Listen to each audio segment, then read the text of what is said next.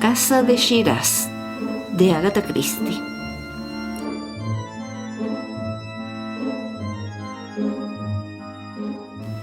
Eran las 6 de la mañana cuando Mr. Parker Pyne salió con destino a Persia después de haberse detenido en Bagdad. En el pequeño avión, el espacio correspondiente a los pasajeros era limitado y la escasa anchura de los asientos no permitía al corpulento Mr. Parker Pyne instalarse allí cómodamente. Tenía 2 compañeros de viaje, un hombre grande, de floreciente aspecto, que le pareció debía ser algo hablador, y una mujer delgada, de labios apretados y expresión decidida. En todo caso, pensó Mr. Parker Pyne, no parecen estar dispuestos a consultarme profesionalmente. No hicieron tal cosa. La mujercilla era una misionera americana, toda ella trabajo duro y felicidad. Y el hombre floreciente estaba empleado en una empresa petrolífera. Habían dado a sus compañeros de viaje un resumen de sus vidas antes de que el avión se pusiera en marcha. «Yo no soy más que un turista», había dicho Mr. Parker Pyne modestamente, «y voy a Teherán, Isfahán y Shiraz». Y la simple música de aquellos nombres le encantó de tal modo al pronunciarlos que los repitió: Teherán, Isfahán y Shiraz. Mr. Parker Pyne bajó la mirada sobre el terreno que estaban cruzando. Era un desierto llano y sintió el misterio de aquellas regiones vastas y despobladas. En Kermanshah el aparato descendió para el examen de los pasaportes y el pago de los derechos de aduana. Abrieron una maleta de Mr. Parker Pyne y examinaron con alguna excitación cierta pequeña etiqueta. Se le hicieron preguntas y como Mr. Parker Pyne no hablaba ni entendía el persa, el asunto ofreció algunas dificultades. El piloto del aparato se acercó. Era un atractivo joven rubio, con los ojos azules hundidos y el rostro curtido por la intemperie. «Diga usted», preguntó con buen humor. Mr. Parker Pyne, que se había esforzado por explicarse con una pantomima excelente y realista, al parecer sin mucho éxito, se volvió hacia él con satisfacción. «Son polvos para matar chinches», dijo. «¿Cree usted que puede explicárselo?» El piloto pareció perplejo. «¿Dice usted?» Mr. Parker Pyne repitió su declaración en alemán. El piloto sonrió y tradujo la frase al persa. Los graves y solemnes funcionarios quedaron complacidos. Sus tristes rostros se animaron y sonrieron. Uno llegó incluso a reírse. Encontraba la idea graciosa. Los 3 pasajeros volvieron a ocupar sus asientos en el avión y el vuelo se reanudó. Descendieron en Hamadán para dejar caer el correo, pero el avión no se detuvo. Mr. Parker Pyne observó el lugar buscando la piedra de Behistún, ese romántico lugar en que Darío describe la extensión de su imperio y sus conquistas en 3 lenguas diferentes: babilonio, medo y persa. Era la 1 cuando llegaron a Teherán. Allí hubo más formalidades policíacas.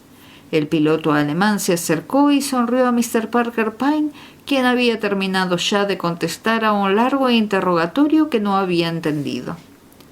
«¿Qué he dicho?», le preguntó al piloto. «Que el nombre de pila de su padre es turista, que su profesión es Charles, que el nombre de su madre es Bagdad y que ha llegado usted a Harriet. ¿Tiene esto importancia?» «Ni poca ni mucha. Basta contestar alguna cosa, esto es todo lo que necesitan». Mr. Parker Pyne sufrió una desilusión en Teherán. Lo encontró desconsoladamente moderno. Así lo dijo por la noche al tropezar con Mr. Shalagal, el piloto, cuando estaba en su hotel. Obedeciendo a un impulso, lo invitó a comer y el alemán aceptó. Dio, pues, órdenes al camarero georgiano que se había acercado a ellos. Sirvieron la comida. Llegados al postre, un plato algo pegajoso confeccionado con chocolate, el aviador dijo: «¿Es decir que va usted a Shiraz?» «Sí, iré por aire. Luego volveré de Shiraz a Isfahán y Teherán por tierra». «¿Es usted quien me llevará a Shiraz mañana?» «No, yo vuelvo a Bagdad». ¿Hace tiempo que está usted allí? 3 años. Solo hace 3 años que se estableció ahí nuestro servicio. Hasta ahora no hemos tenido ningún accidente. Un berufen, y tocó la mesa. Le sirvieron tazas de espeso café. Los 2 hombres fumaron. Mis primeros pasajeros fueron 2 damas, dijo el alemán evocando sus recuerdos. 2 damas inglesas. Continúe, dijo Mr. Parker Pyne. Una de ellas era una joven de muy buena familia, hija de uno de sus ministros. ¿Cómo se llamaba? Lady Esther Carr. Es hermosa, muy hermosa, pero está loca. ¿Loca? De remate. Vive allí en Shiraz, en una gran casa. Viste al estilo colonial. No quiere ver a ningún europeo. ¿Es esta la vida propia de una dama de buena familia? Ha habido otras, dijo Mr. Parker Pyne. Lo estuvo Lady Hester Stanhope. Esta está loca, replicó el otro bruscamente. Puede verse en sus ojos. Tiene la misma mirada del comandante de mi submarino durante la guerra. Ahora está en un manicomio. Mr. Parker Pyne se había quedado pensativo. Recordaba bien a Lord Michael Dever, el padre de Lady Esther Carr. Había trabajado a sus órdenes cuando fue ministro del Interior, un hombre grande y rubio con los ojos azules predispuestos a la risa. Había visto una vez a Lady Michael Dever, una conocida belleza irlandesa de cabello negro y ojos azul violeta. Los 2 eran personas normales y de buen aspecto, pero a pesar de esto, era cierto que había desequilibrio mental en la familia Carr. Una locura que se manifestaba de vez en cuando. ¿Y la otra dama? Preguntó con indiferencia. La otra dama está muerta. En el acento del joven había algo que hizo levantar vagamente la cabeza a Mr. Parker Pyne. Yo tengo corazón, dijo Schlegel. Aquella mujer me parecía hermosísima. Usted sabe lo que son estas cosas. Caen sobre uno de repente. Era una flor, y suspiró profundamente. Fui una vez a verlas, a la casa de Shiraz. Lady Esther me había invitado a ir. Mi pequeña, mi flor temía algo. Yo podía verlo. Cuando volví a Bagdad, me dijeron que estaba muerta. ¡Muerta! Se detuvo un instante y luego añadió con expresión pensativa. ¿Es posible que la matara la otra? Le digo a usted que está loca. Y suspiró. Mr. Parker Pyne pidió 2 benedictines. Un curazao es bueno, dijo el camarero georgiano, y les trajo 2 curazaos. Al día siguiente, pasadas las primeras horas de la tarde, Mr. Parker Pyne había echado su primera ojeada a Shiraz. Habían volado sobre cordilleras de montañas separadas por valles estrechos y desolados. Todo era un desierto árido y reseco. Luego, de repente, apareció Shiraz como una preciosa esmeralda en el centro de aquella soledad. A Mr. Parker Pyne Shiraz le encantó como no le había gustado Teherán. No le asustó el carácter primitivo del hotel ni el aire no menos primitivo de las calles. Se encontraba en medio de unas vacaciones persas. Las fiestas de Nowruz habían comenzado la noche anterior, el período de 15 días en que los persas celebran su año nuevo. Vagó por los bazares vacíos y salió al gran terreno abierto sobre el lado norte de la ciudad. Toda Shiraz estaba celebrando aquellas fiestas. Un día dio un paseo por las afueras. Había visitado la tumba del poeta Hafiz y a su regreso descubrió una casa que le dejó encantado. Una casa enteramente cubierta de mosaicos azules, rosa y amarillenta, en medio de un verde jardín con agua, naranjos y rosales. Le pareció una casa de ensueño.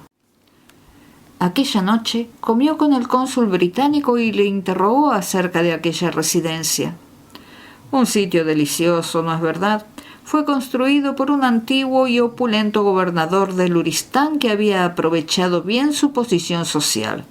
Ahora es de una inglesa. Es posible que conozca usted su nombre, Lady Esther Carr. Está loca como una cabra. Se ha convertido completamente en una dama del país. No quiere tener relación alguna con los ingleses. ¿Es joven? Demasiado joven para hacer el tonto de esa manera. Tiene unos 30 años. ¿No había otra inglesa con ella, una mujer que murió? Sí, hace de eso unos 3 años.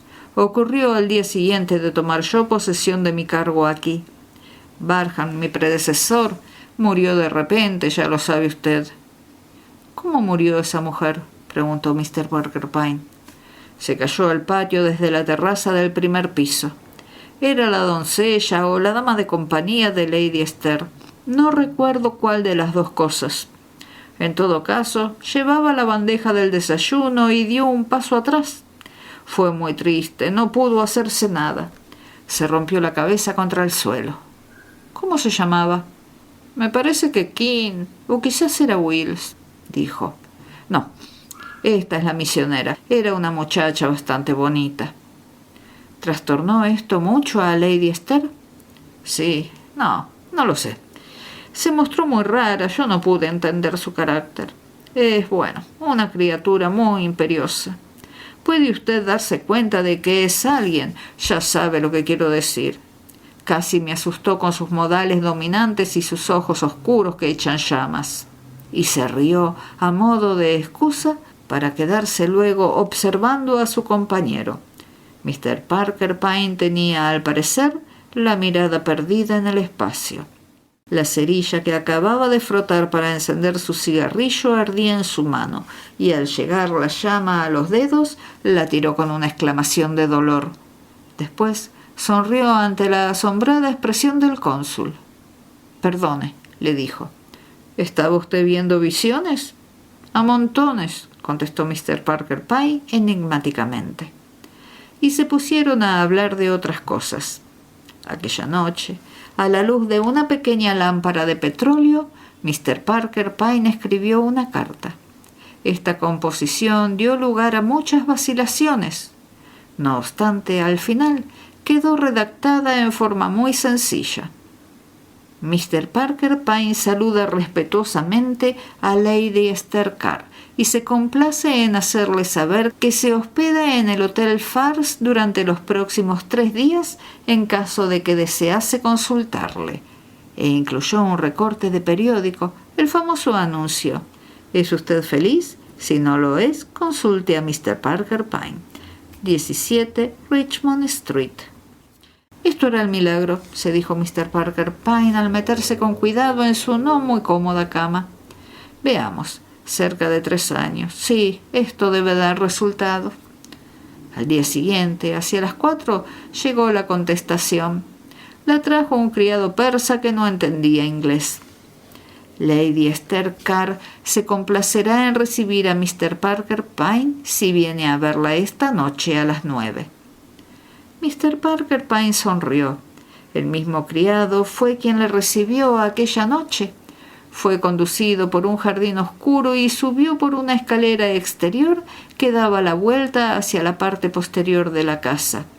Desde allí se abrió una puerta y atravesó un patio central que estaba descubierto. Contra la pared se veía un gran diván y en él se hallaba reclinada una figura sorprendente. Lady Esther iba cubierta de ropajes orientales y hubiera podido sospecharse que una razón de esta preferencia consistía en el hecho de que armonizaba bien con su belleza de tipo oriental. El cónsul había dicho que era una mujer imperiosa, y esta era, en efecto, la impresión que causaba su actitud. Mantenía alta la barbilla y sus cejas eran muy arrogantes. «¿Es usted Mr. Parker Pyne? Siéntese aquí». Y señaló con la mano un montón de almohadones. En el dedo corazón de dicha mano brillaba una esmeralda en la que estaba grabado el escudo de armas de su familia. La poseía por herencia y Mr. Parker Pyne pensó que valía una pequeña fortuna.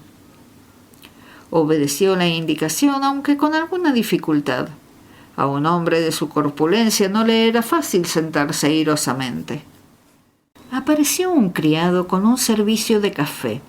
Mr. Parker Pyne tomó su taza y empezó a sorberlo con gesto de aprobación.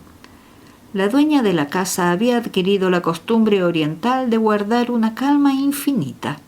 No se apresuró a entrar en conversación. También ella sorbió el café con los ojos semicerrados. Por fin habló.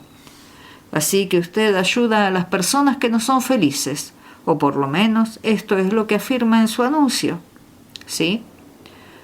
¿Por qué me lo ha enviado? ¿Es ese su modo de trabajar cuando viaja?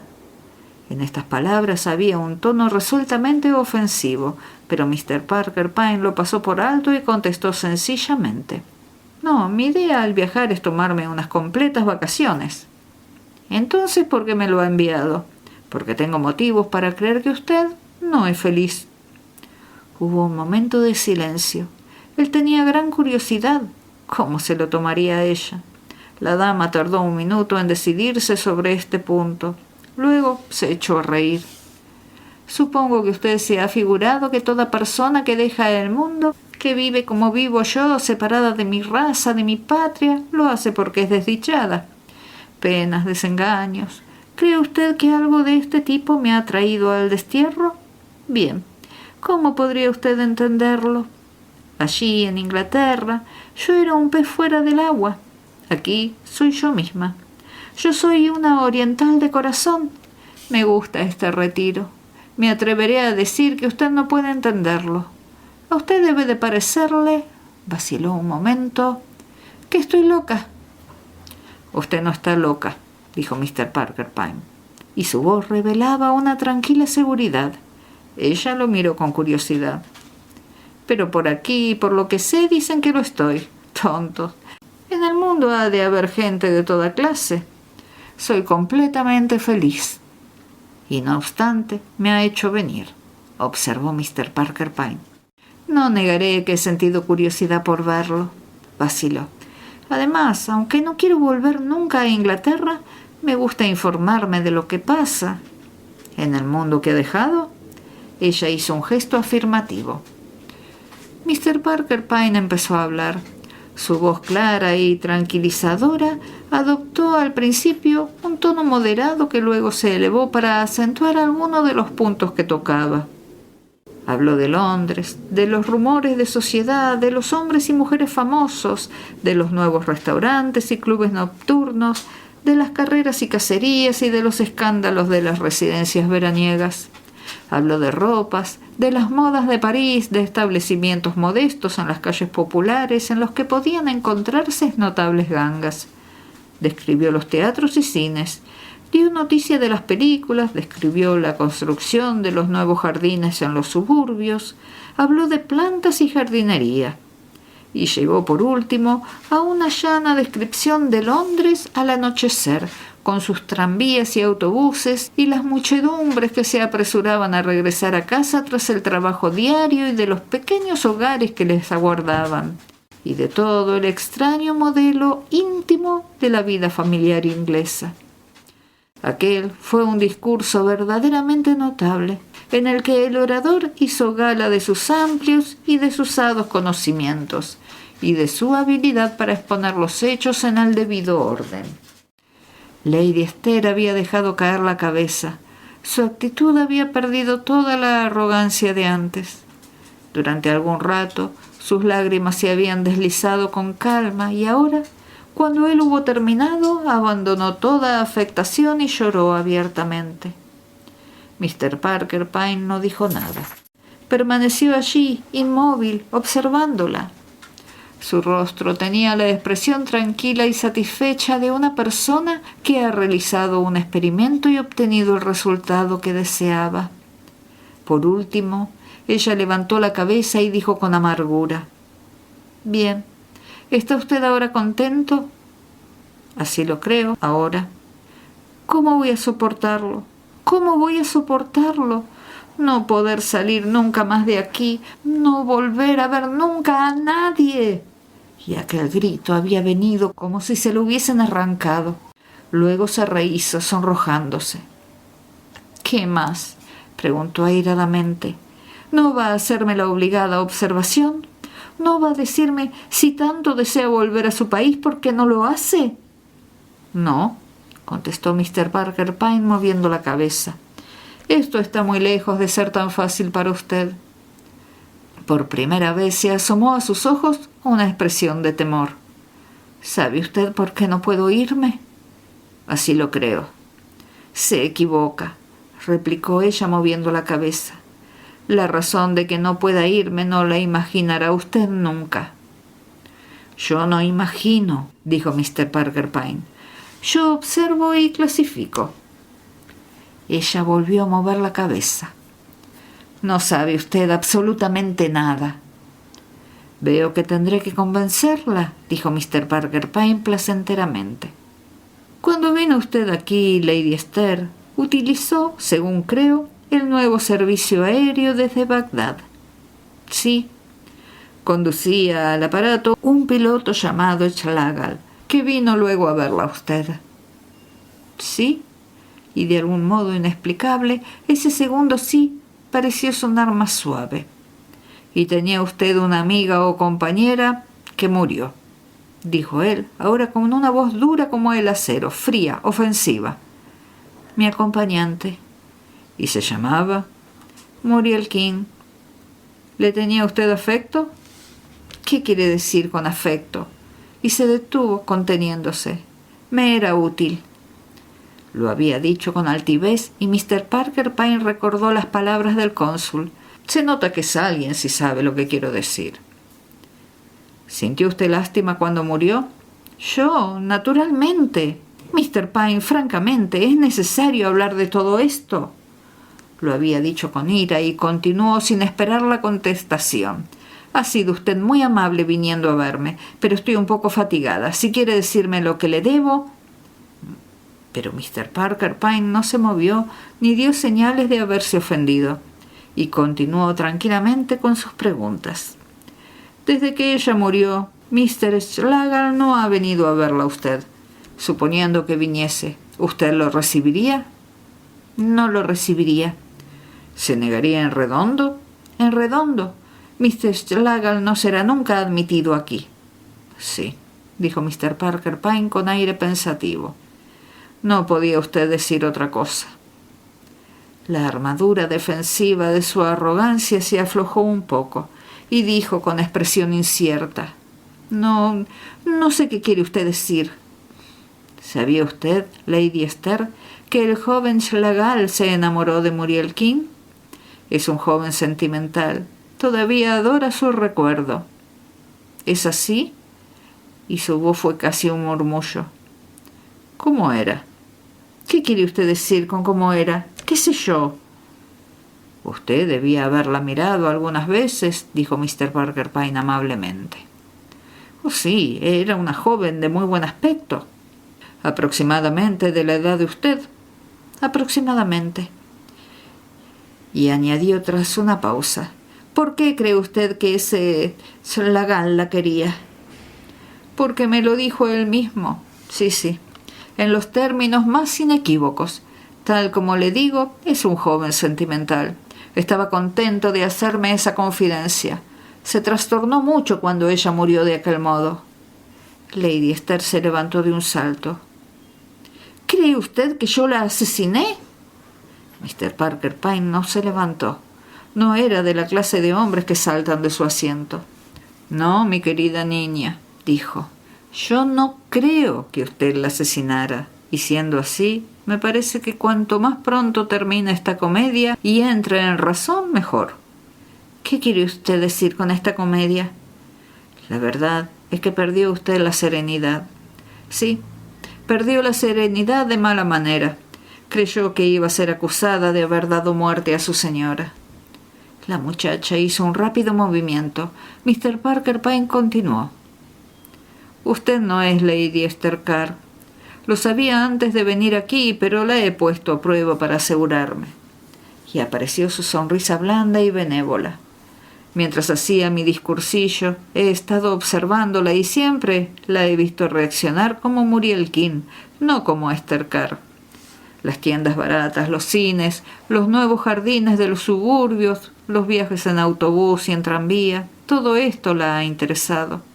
Los cotilleos sobre las residencias veraniegas, los nuevos clubes nocturnos, las habitaciones de Mayfair, los asistentes a las carreras, nada de ello le había interesado en lo más mínimo. Su voz se hizo más persuasiva y paternal. Siéntese y cuéntemelo todo. Usted no asesinó a Lady Esther, pero pensó que podía ser acusada de haberlo hecho. Dígame cómo ocurrió todo». Ella inspiró largamente, luego se dejó caer de nuevo en el diván y empezó a hablar. Sus palabras brotaban apresuradamente a borbotones. Debo empezar por el principio. Yo estaba asustada de ella. Estaba loca, no completamente, pero sí un poco. Me trajo aquí con ella. Como una tonta, yo estaba encantada. Esto me parecía tan romántico. Una tontita. Esto es lo que yo era, una tontita. Hubo algo a propósito de un chofer. Ella estaba loca por los hombres. El chofer no quiso tener nada que ver con ella y esto se supo.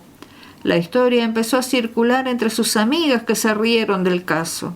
Y ella rompió con su familia y se vino aquí. Todo era para evitar la vergüenza, la soledad en el desierto, etc. Hubiera continuado así por algún tiempo y luego hubiera regresado. Pero fue poniéndose cada vez más rara y estaba el piloto. Ella se encaprichó de él. Él vino aquí a verme y ella pensó, oh, bien, ya se lo debe imaginar usted. Pero él hubiera debido dárselo a entender claramente. Y luego de repente se volvió contra mí. Se volvió horrible, imponente. Dijo que yo no volvería nunca más a Inglaterra. Dijo que estaba en su poder. Dijo que yo era una esclava. Solo esto, una esclava. Y que ella tenía sobre mí el derecho de vida o muerte. Mr. Parker Pyne hizo un gesto afirmativo. Vio cómo se desenvolvía la situación. Vio a Lady Esther traspasando lentamente el límite de la cordura, como antes que ella lo habían hecho otros en su familia, y a la muchacha aterrada e ignorante del mundo, creyendo todo lo que se le decía. Pero un día algo pareció cambiar de pronto en mi interior. Le planté cara.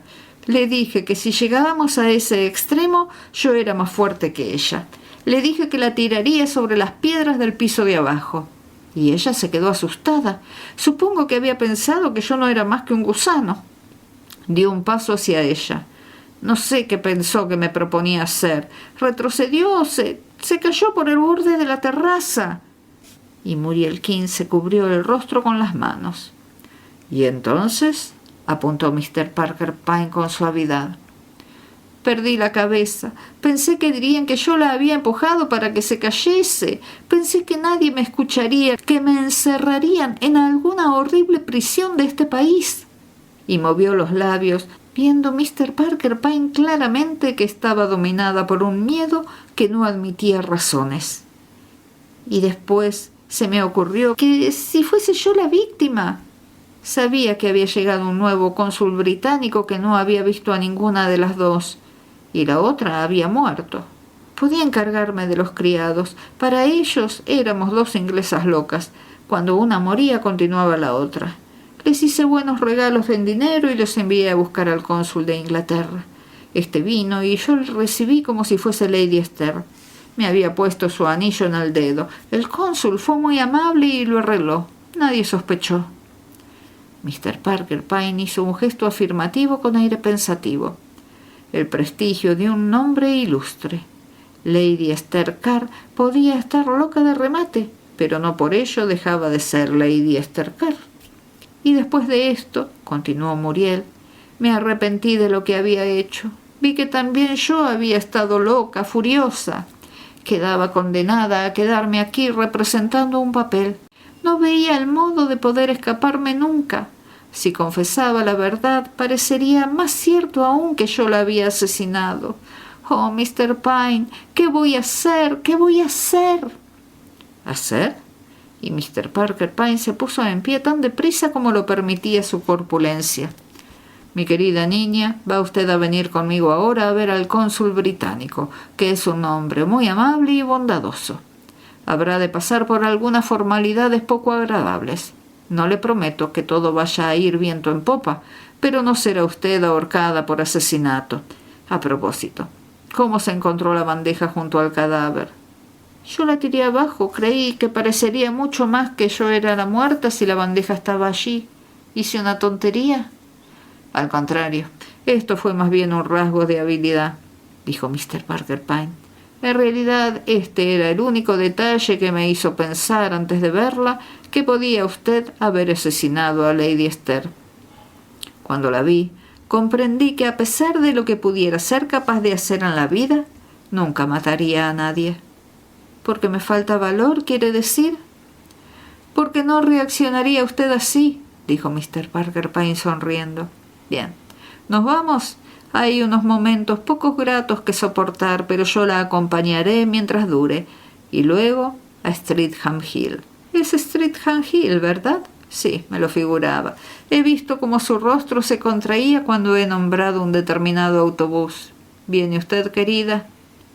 Muriel King retrocedió y dijo nerviosamente: «No me creerán, ni su familia ni nadie. No querrán creer que ella podía comportarse como lo hizo». «Déjelo de mi cuenta», dijo Mr. Parker Pyne. «Yo sé algo de la historia de su familia. Ya comprende. Venga, niña, no siga haciendo el papel de cobarde. Recuerde que hay en Teherán un joven a quien se le está partiendo el corazón a suspiros. Vale más que arreglemos las cosas para que vaya usted a Bagdad en su avión». La muchacha sonrió ruborizándose. «Estoy dispuesta», dijo sencillamente. Luego, al encaminarse a la puerta, se volvió. «Ha dicho usted que sabía que yo no era Lady Esther Carr antes de verme. ¿Cómo podía saberlo?»